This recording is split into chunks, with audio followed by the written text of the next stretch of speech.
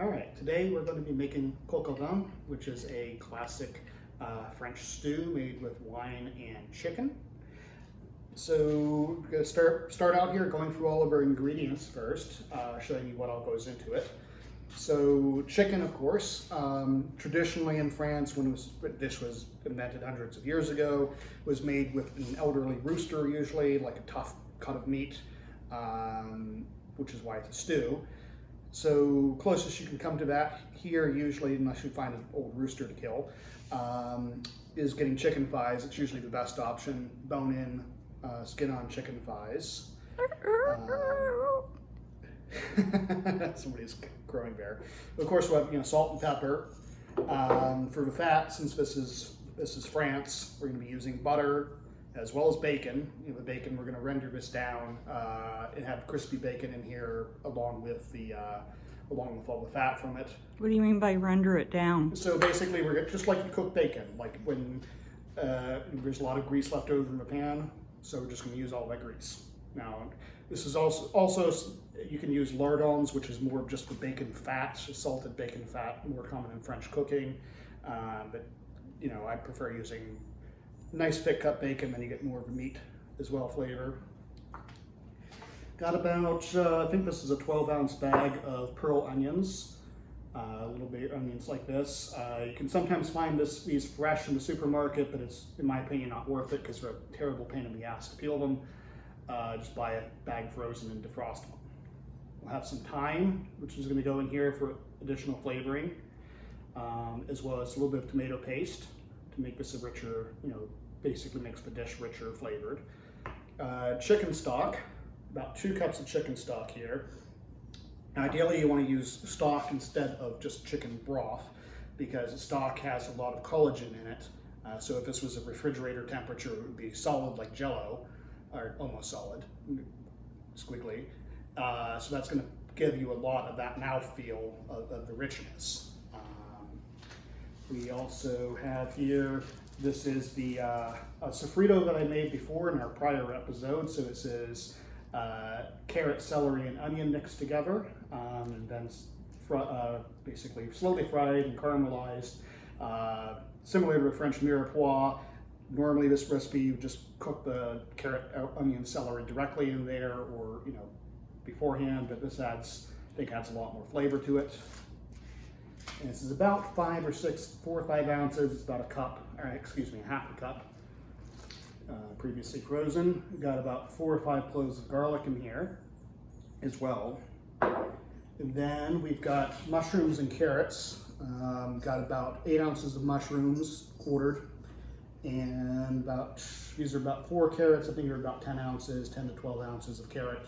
Just depends upon what you want. Sliced thinly, sliced on a bias like this. And then, of course, last but not least, wine. I've got 3 cups of wine out here. I'm not sure if we need quite that much, but you can pour any excess wine into the chef, as always. Now, traditionally, this is in France, although there's regional variations, made with Burgundy, which is the French wine, obviously, from the Burgundy region, Pinot Noir. We are using a Pinot Noir for this, but like any rich red wine will do for this. It would be great. And then we're going to be, once we cook all the stuff in a pan and saute everything up, we're going to be putting it in a crock pot to cook for many hours. It's about a 5-quart crock pot right here, so that should fit all these ingredients. Obviously, if you have a bigger crock pot, you can make more. You could also cook this in the oven at a low temperature if you have like a ceramic dish to put in or ceramic lined dish to put that in. Let's see, is there anything else to discuss before we start cooking? All right, so what I'm going to do is I'm going to start off by rendering the bacon. I'm going to put this into a cold pan over here. It's already chopped up into little bits.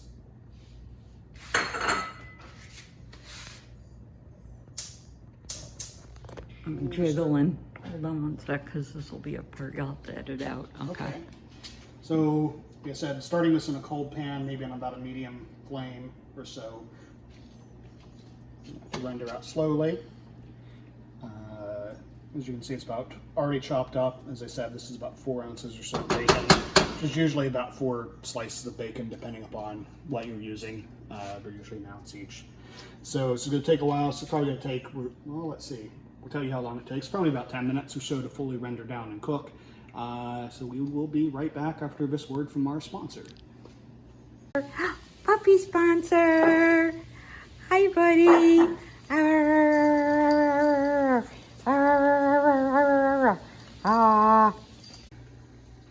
Okay, well, I guess we're back from commercial break here. It's been about a little bit less than 15 minutes. The bacon is all rendered down very nicely. You got lots of nice crispy bacon, not burnt, and lots of nice bacon grease in there. So I'm going to turn that off for a minute. And then, ideally, something like this, some sort of, I forget what they call these things. Something to scoop out all the bacon like this. While leaving all the bacon fat inside.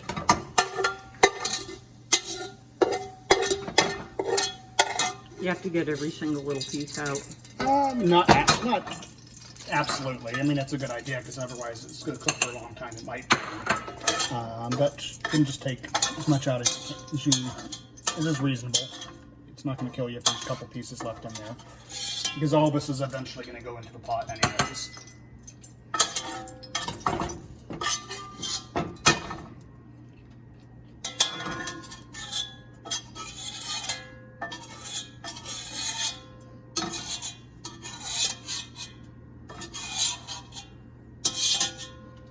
Enough.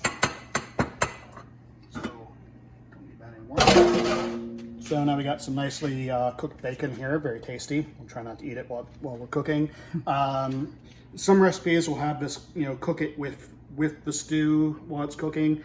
I prefer to add it in like at the very end or when serving, so that it's much more crispy. So you got the crispy bacon, and then you got the soft stew and everything else.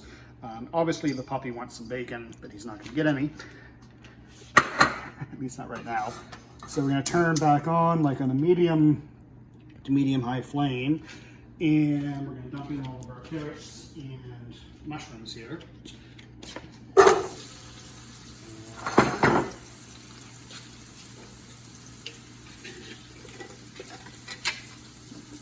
Again. Put some decent amount of salt in. Not too much salt because there's a lot of salt in the bacon and the sofrito and such, but you're going to need some. Oh, Jesus. Was that like a large pinch?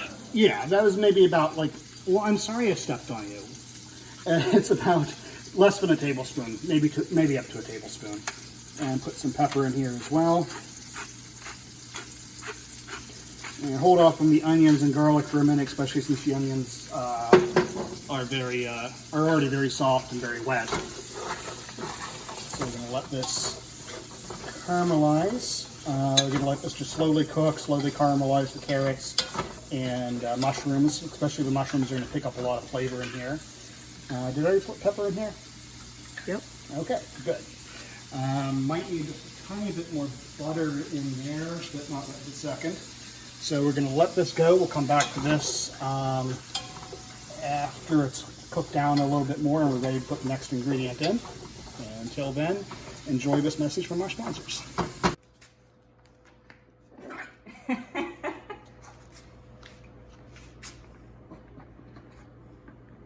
It's a rug!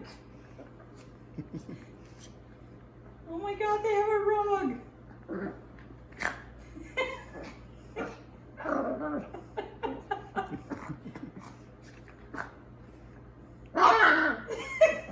Is that exciting?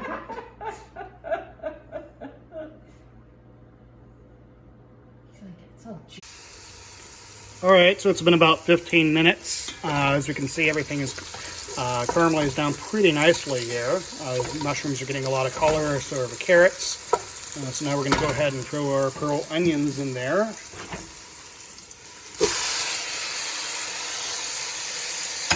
Stir them about.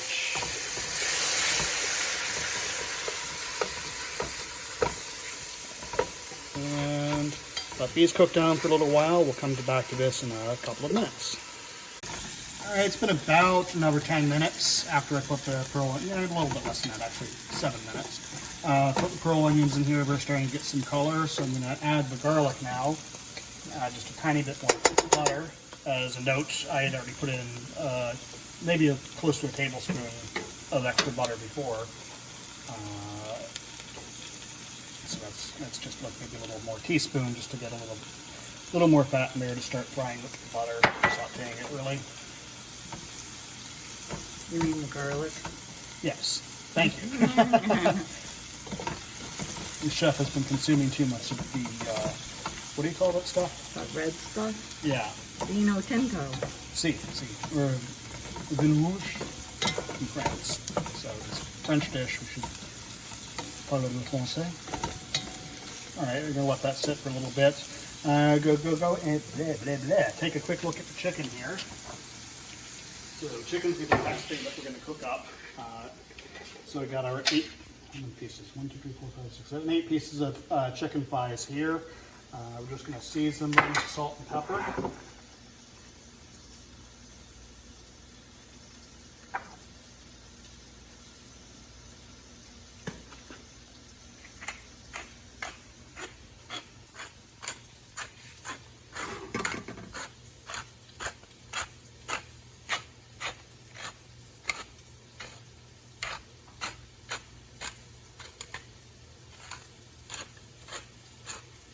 How important do you think it is to have a pepper grinder instead of just pepper from a I mean, it definitely usually makes it better if you have freshly ground pepper than stuff that's been just sitting around for a while. I mean, I'd certainly try to use a better quality pre-ground pepper, but you know, just whatever you have works.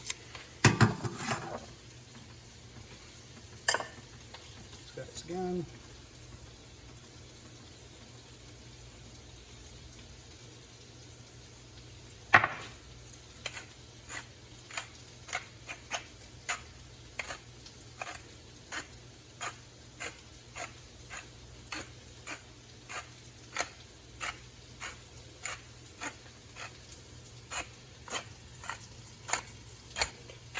And just get some salt and pepper on there, like I said.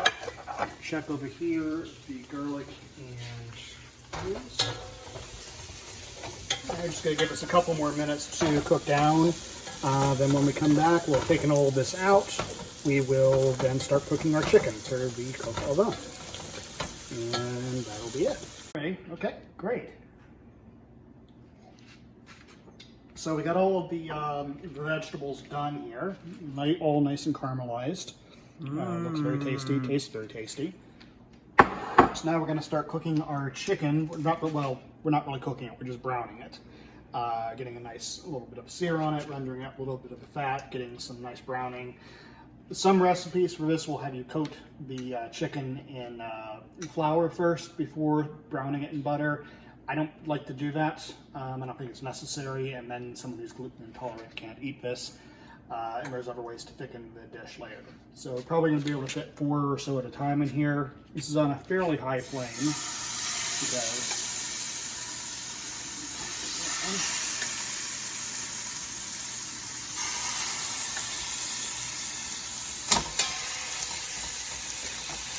So, but I didn't really add any extra fat in here.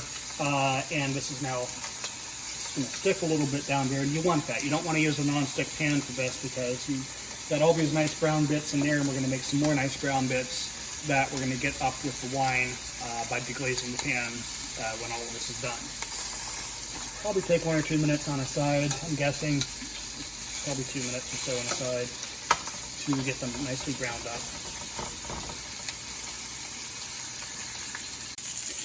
All right, so it's been about 3 minutes, so we're going to see about flipping this chicken over. You got a nice bit of browning on there.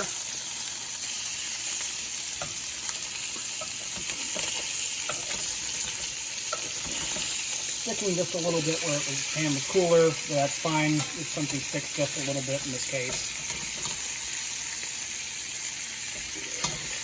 All good.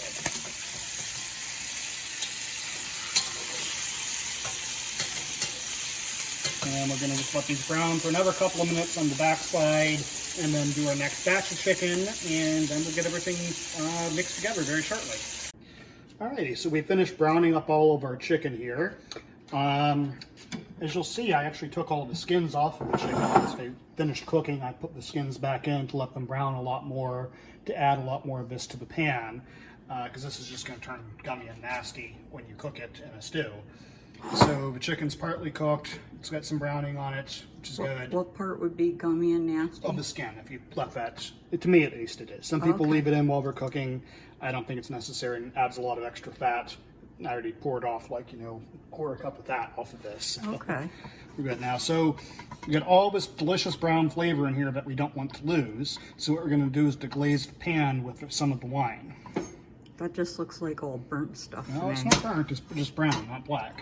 So what do you mean about deglazing the pan? So basically it's pouring the liquid in here, and it's going to immediately loosen up all of this nice brown bits here. Also, since it's alcohol, a lot of this flavor, as well as the flavors in the tomato paste, are alcohol soluble, not water soluble. So it will pick up a lot more flavor from the pan. So we're going to put maybe, probably about a cup or so in to start, to see how it goes. Just about a cup. Nice. So now we get to, I'm going to turn the heat off. And scrapey. So the alcohol is making the stuff that looks burnt? Well, the alcohol, I mean, it's just helping, it helps a little bit getting the stuff off, but it's also the absorbing some of the flavors too, and helping you get certain flavors that you wouldn't otherwise get.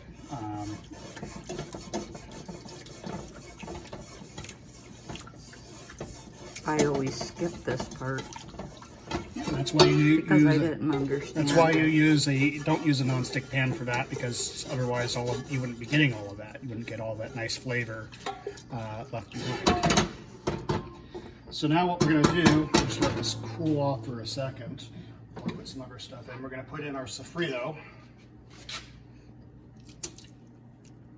that we'd reserved from before. We're also going to put in the tomato paste. You only need a couple tablespoons of this, but I'm going to use probably all of it just because I like the extra flavor myself, and these get lost at the back of the fridge and go bad very easily. So if you want to use tiny bits at a time, get the stuff that's like in a tube, like a toothpaste tube.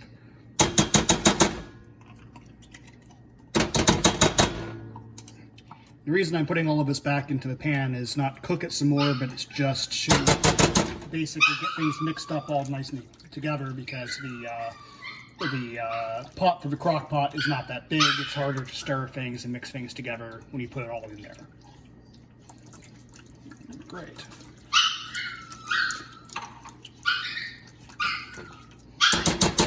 The puppy's serenading you.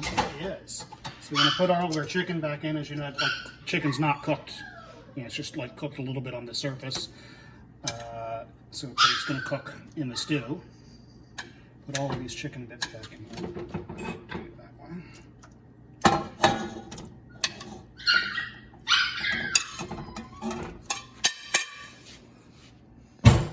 And then we'll put all of our vegetables back in.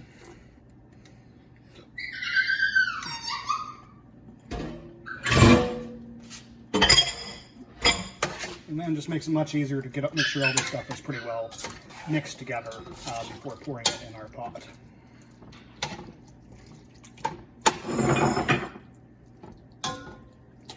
All right, so now we're going to take this over to our crock pot here. Let's see what's hot. Take this over to our crock pot here. And we're going to just pour all it in. Now note, actually, kind of important at times, I've heated this crock pot up already. It's pretty warm, because otherwise if you pour all this hot stuff into a cold ceramic vessel, there's always a chance it will just simply shatter. And you don't want that after you've gone through all this trouble. And I've had that happen in the past, and it's not that pleasant. Make sure you get all of our goodie bits scraped out of here.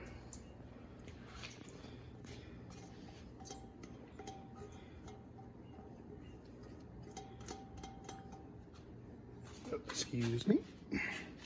All right. we've got all of our bits in here. We're going to throw in the thyme.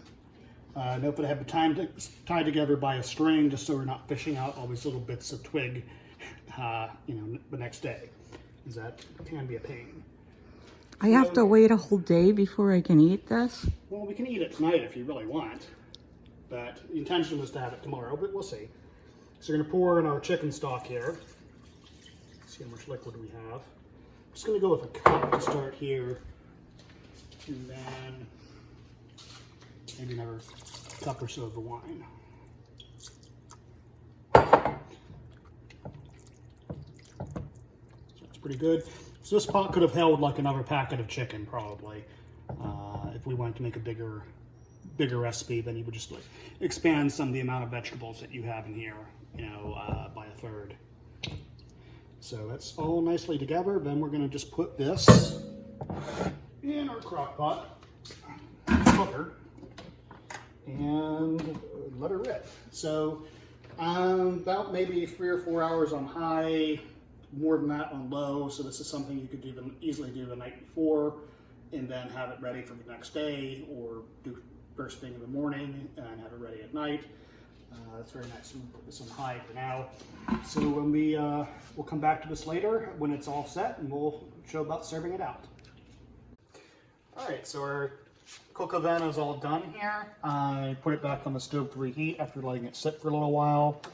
Just going to dump in the crispy bacon, stir it around, let it heat up a tiny bit. I've already taken out all of the bones in the thyme from here, so that's good, because you don't want to chew on those. Did you mash up the chicken, or did it just do that when you... Well, the chicken basically falls apart when you pull the bones out, because but then I did shred it up some with the tongs. Oh, okay. And so since this is, it's a very rich and filling dish and has a decent amount of fat in there, but not really too much.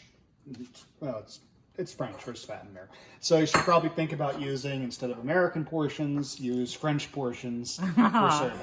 Okay. So we're going to go ahead and scoop some of this out here. Normally you might want some nice crusty French bread with this. We just don't have any right now. So it looks very good, and we're looking forward to eating it. Let me Cheers. get a good shot of that. Yummy. Hold still. Stop moving. That looks delicious. It's steaming.